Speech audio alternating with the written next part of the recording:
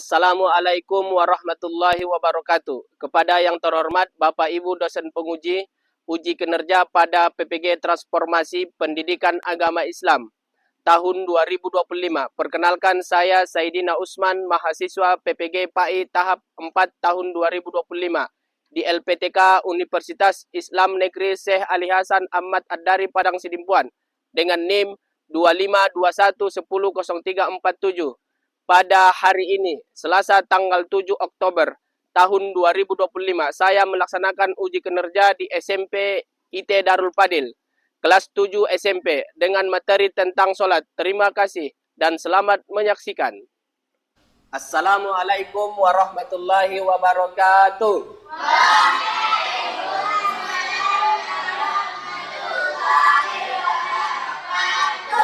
Bagaimana kabarnya anak-anak?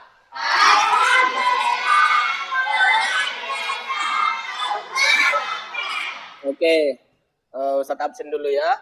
Hadir semua? Oke, berdoa dulu kita kepada ketua kelas supaya maju ke depan untuk memimpin doa.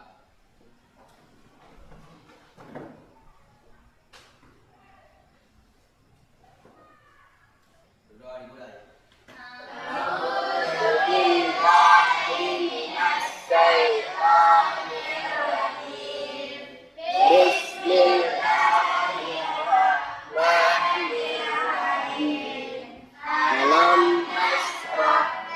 Saja wawatna isra al-ladzi anqada jahra warafa'na tajikra wa inna ma'al usri yusra inna ma'al usri yusra fa idza faragta fansab wa ila rabbika farghab.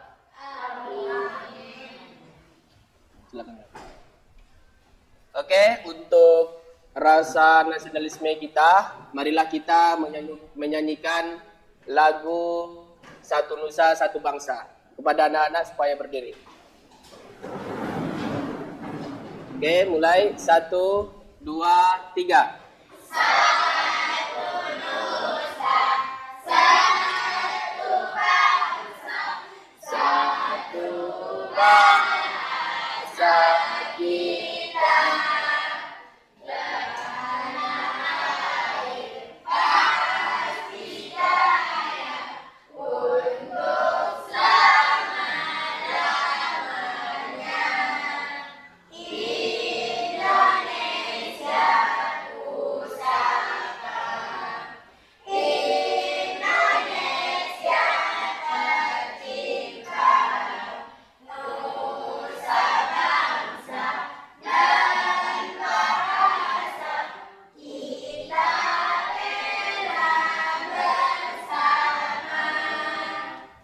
Silakan duduk.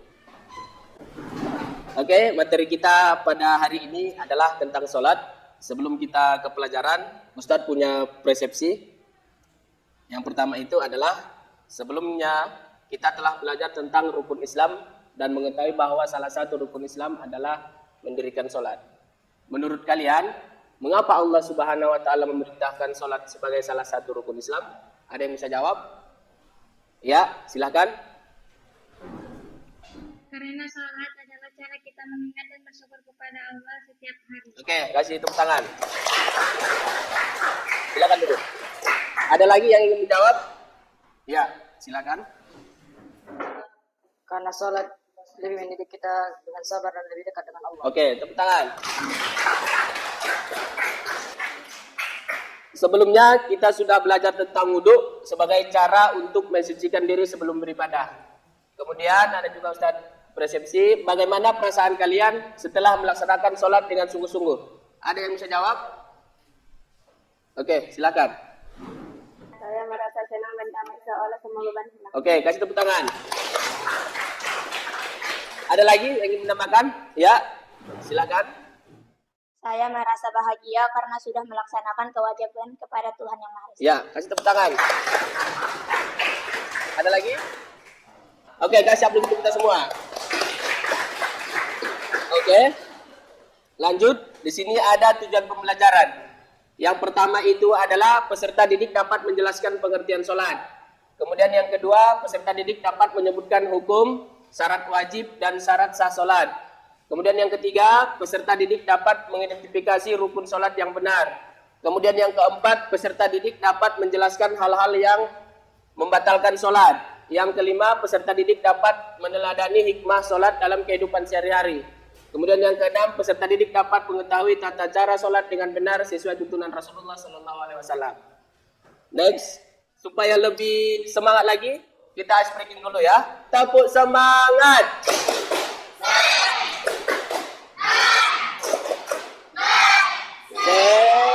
Semangat.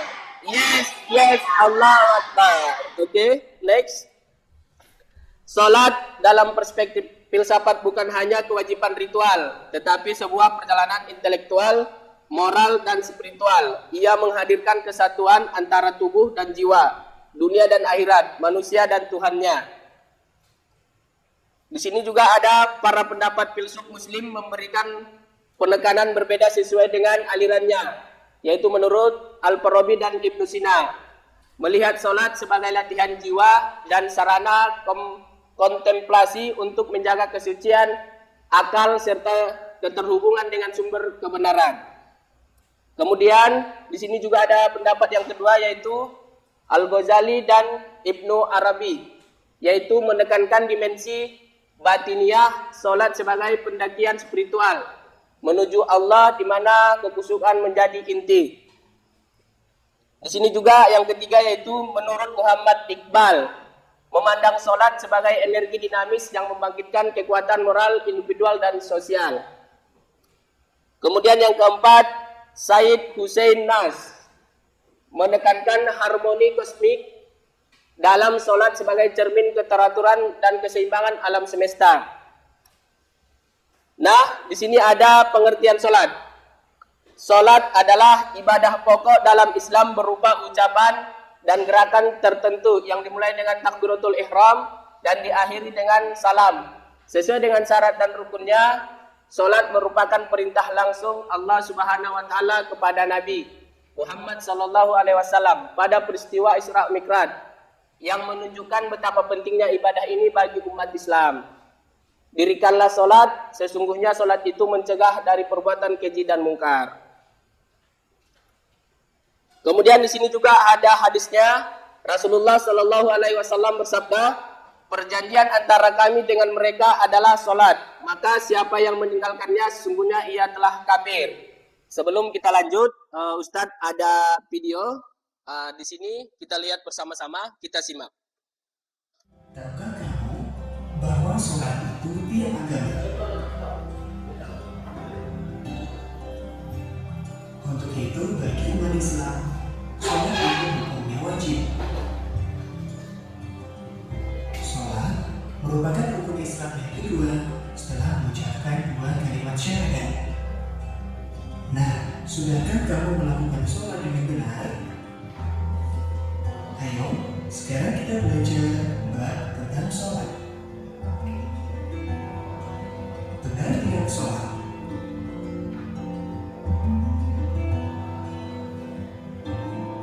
Sholat menurut bahasa Arab adalah doa. Sedangkan menurut istilah, sholat adalah rangkaian ibadah yang tersusun dari beberapa perkataan dan perbuatan yang dimulai dengan takbir dan diakhiri dengan salam, serta memenuhi beberapa syarat yang ditentukan. Sholat hukumnya fardu ain. Sholat fardu harus kita kerjakan walau dalam keadaan apapun. Jika sedang sakit dan tidak mampu melaksanakan sholat sambil berdiri, kita dapat melaksanakannya sambil duduk. Jika duduk tidak mampu, kita bisa melaksanakan sambil berbaring. Allah berfirman dalam surat Al-Ankabut ayat 45, yang artinya, bacalah kitab Al-Quran yang telah diwahyukan kepada Muhammad dan laksanakanlah sholat. Sesungguhnya sholat itu mencegah dari perbuatan keji dan mungkar.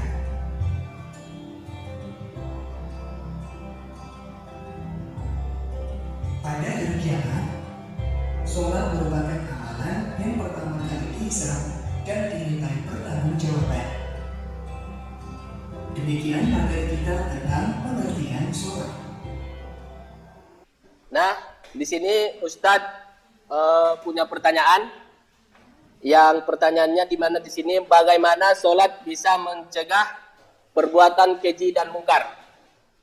Ada yang bisa jawab? Iya, silakan. Dengan salat yang khusyuk, seseorang melatih kedisiplinan dan kesucian diri sehingga perilakunya sehari-hari terjaga dari perbuatan yang dilarang Allah. Oke, kasih tepuk tangan. Oke, kita lanjut. Di sini juga ada kedudukan sholat dalam Islam. Yang A, sholat adalah tiang agama. Tanpa sholat, agama seorang muslim akan runtuh. Yang B, sholat menjadi pembeda antara orang Islam dengan orang kafir. Yang C, sholat merupakan amal pertama yang akan dihisab di hari kiamat. Jika sholatnya baik, maka amal lainnya juga akan baik. Kemudian di sini juga Rasulullah Shallallahu Alaihi Wasallam bersabda, pokok dari segala perkara adalah Islam, tiangnya adalah sholat, dan puncaknya adalah jihad. Hukum sholat A.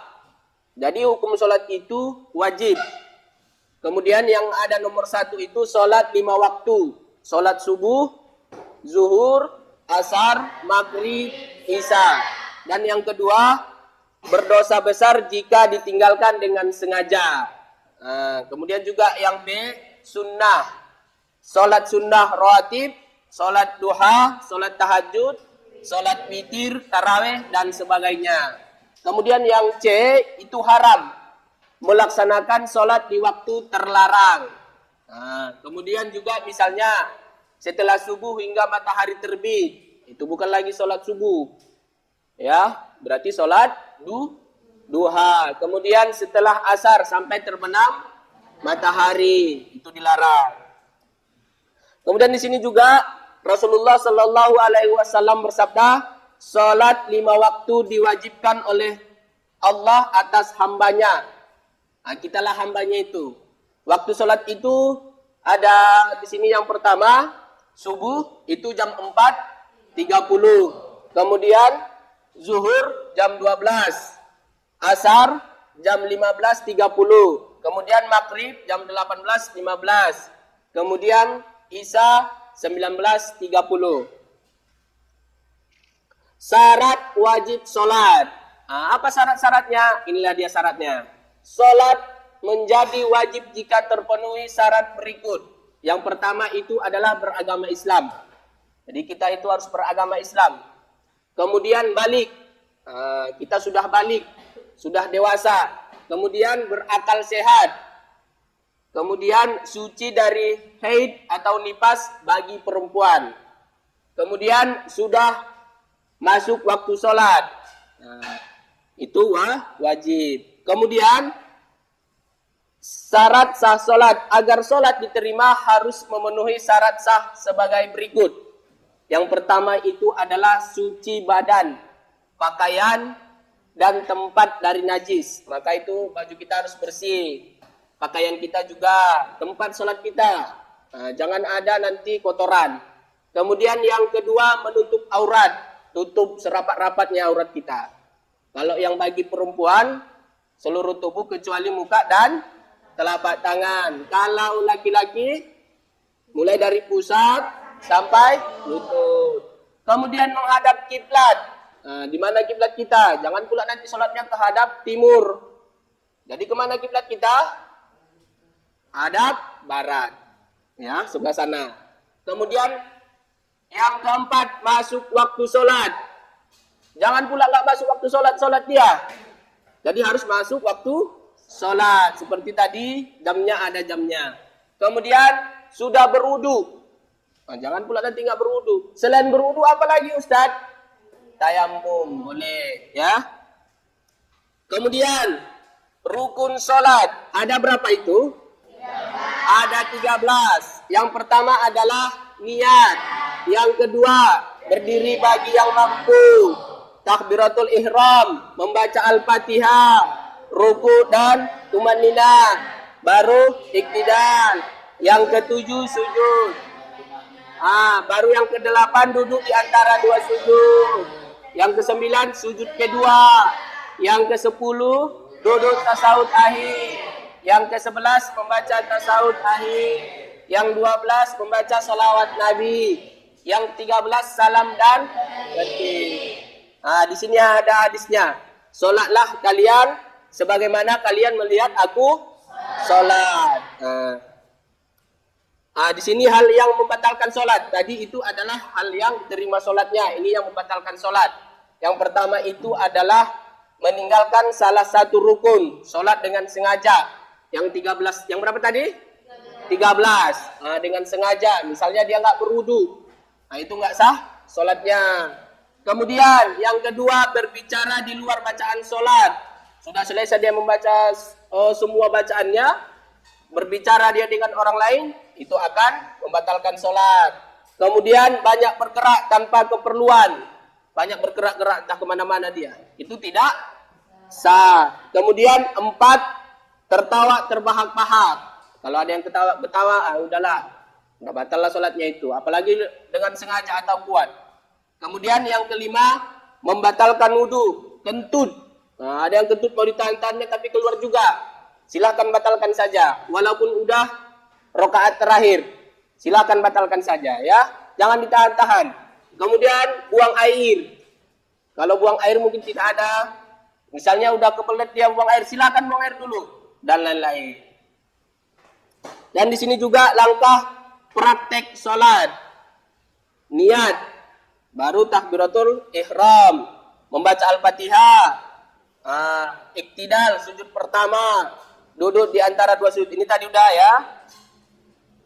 Oke. Sudah paham tadi penjelasannya? Sudah? Oke. Setelah paham, lanjut. Kita ada nanti Ustadz kasih soal. Ini Ustadz kasih, silakan nanti dijawab.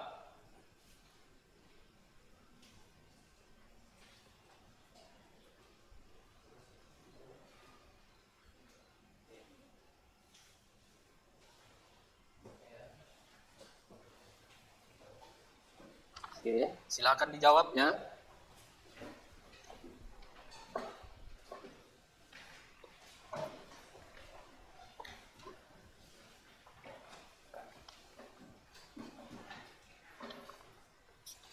Oke, beberapa pas. Oke. Satu lagi. Oke. Silakan dijawab. Apakah ada yang kurang dimengerti? Ya, silakan dikerjakan.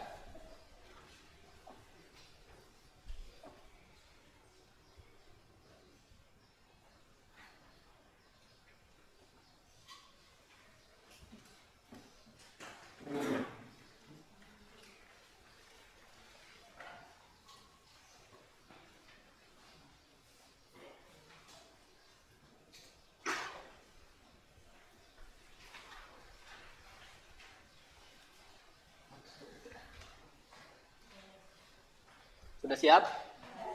Ya. Sini.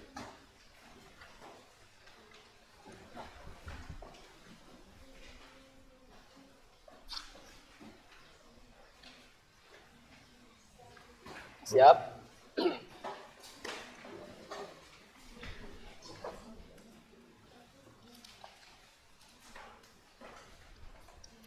Sudah siap?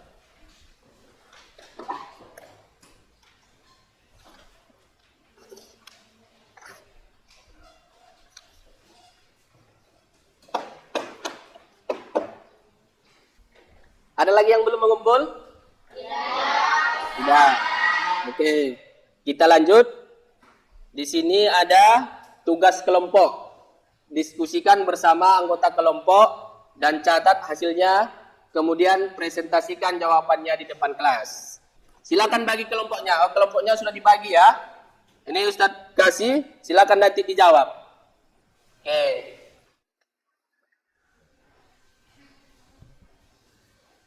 Tugas kelompok. Oke. Ini dia.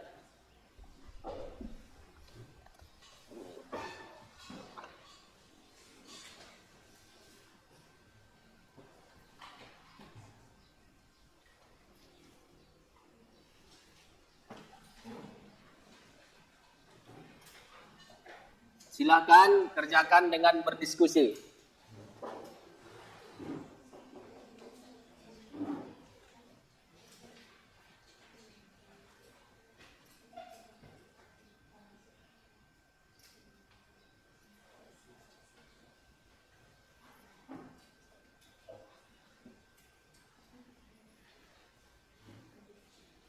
Apakah ada yang kurang dimengerti?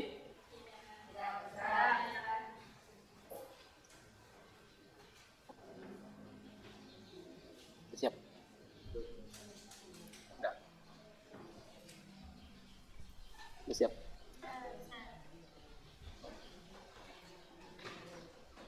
Siap. Sudah. Apakah sudah siap? Jika sudah selesai, agar kita presentasi ke depan. Oke, kita presentasi kelompok 1 duluan. Ya, kepada kelompok 1 dipersilahkan. Di sini.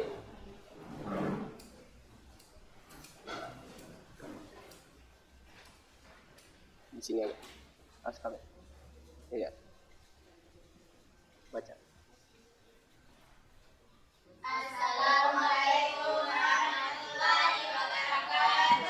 Waalaikumsalam warahmatullahi wabarakatuh. Kami dari kelompok 1 ingin mempresentasikan hasil diskusi kami. Diskusikan bagaimana pandangan para filsuf Muslim Al-Farabi, Ibnu Sina, Al-Ghazali, Ibnu Arabi, Muhammad Iqbal, dan Said Hussein An-Nasr dapat diterapkan dalam kehidupan siswa zaman sekarang. Buatlah contoh nyata dari setiap pandangan tersebut. 1. Menurut pandangan Al-Farabi dan Ibnu Sina, salat sebagai pendakian spiritual atau mi'raj. Penerapannya, siswa melatih kehusukan dan fokus saat salat, tidak tergesa-gesa. 2. Menurut pandangan Al-Ghazali dan Ibnu Arabi, salat membangkitkan moral dan sosial. Penerapannya, siswa menjadi lebih disiplin, sopan, dan tidak berbuat curang. 3. Menurut pandangan Muhammad Iqbal, salat mencerminkan keteraturan alam. Penerapannya, siswa menjaga keteraturan waktu belajar dan beribadah. 4. Menurut pandangan Said Hussein Nasr, salat menjaga keseimbangan batin dan dunia. Penerapannya, siswa menyeimbangkan kegiatan duniawi atau belajar dengan spiritual atau ibadah. Sekian presentasi kami. Assalamualaikum warahmatullahi wabarakatuh. Ya, kasih tepuk tangan.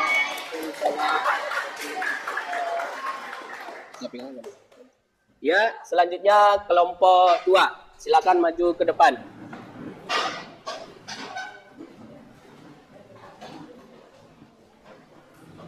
Di sini. Awas kabel. Geser sedikit, Pak. Lurus. Iya. Awas kabel. Assalamualaikum warahmatullahi wabarakatuh. Waalaikumsalam warahmatullahi wabarakatuh. Kami dari kelompok 2 akan menampilkan presentasi kami di hadapan kalian semua.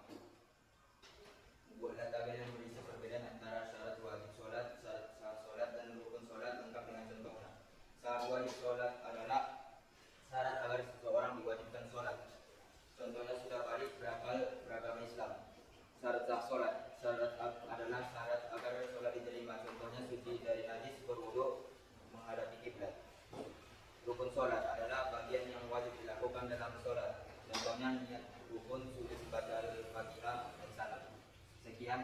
Assalamualaikum warahmatullahi wabarakatuh. Kasih tepuk tangan. Ya, selanjutnya kelompok 3. Silakan.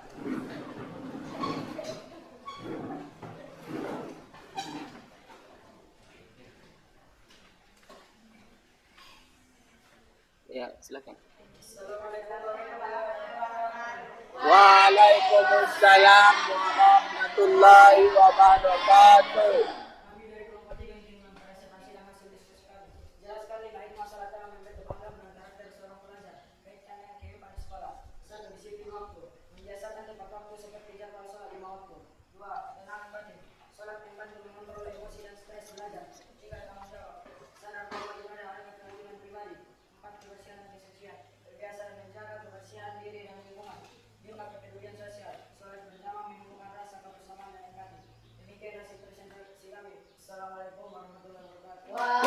Waalaikumsalam.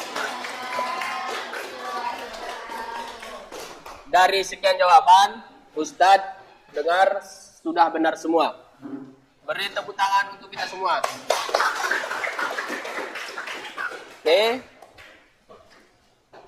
Oke, kesimpulan. Sebelum itu kita kumpul dulu tugasnya ke depan. Silakan kumpul ke depan. Kumpul tugasnya. Ya. Oke. Sini ada kesimpulan. Salat adalah tiang agama dan ibadah paling utama setelah syahadat. Kemudian wajib dilaksanakan 5 kali sehari semalam. Harus memenuhi syarat rukun dan tata cara sesuai contoh Rasulullah Sallallahu Alaihi Wasallam. Kemudian salat memiliki hikmah besar dalam membentuk akhlak mulia. Sebelum kita lanjut, Ustadz punya refleksi. Nanti ditulis di kertas selembar dan jawab dan kumpulkan ke depan. Yang pertama itu adalah apa makna sholat bagi dirimu secara pribadi. Yang kedua, bagaimana perasaanmu jika kamu melewatkan waktu sholat.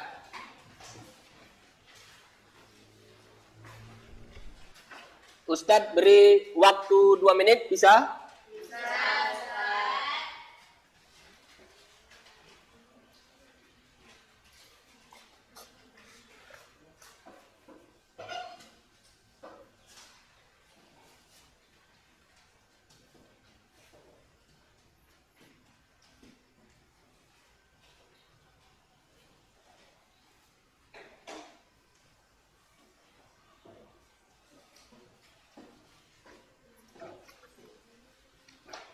Apakah sudah selesai? Jika sudah, antar ke depan.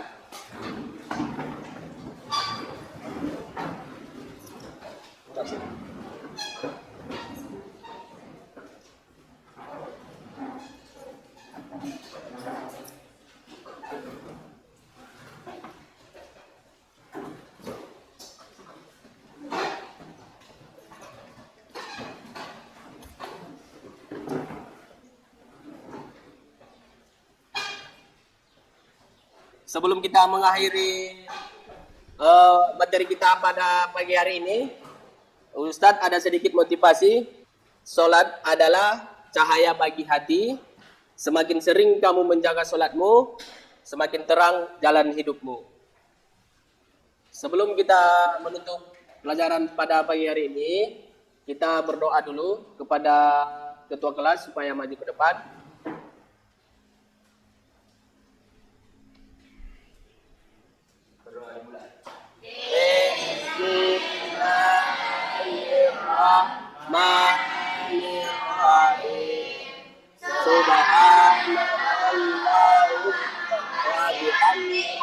Asyhadu an la ilaha illa anta astaghfiruka wa atubu ilaik. Oke. Berdoa sudah selesai. Mungkin sampai di sini dulu. Kita tutup pelajaran kita hari ini dengan bacaan hamdalah. Dan saya ucapkan assalamualaikum warahmatullahi wabarakatuh.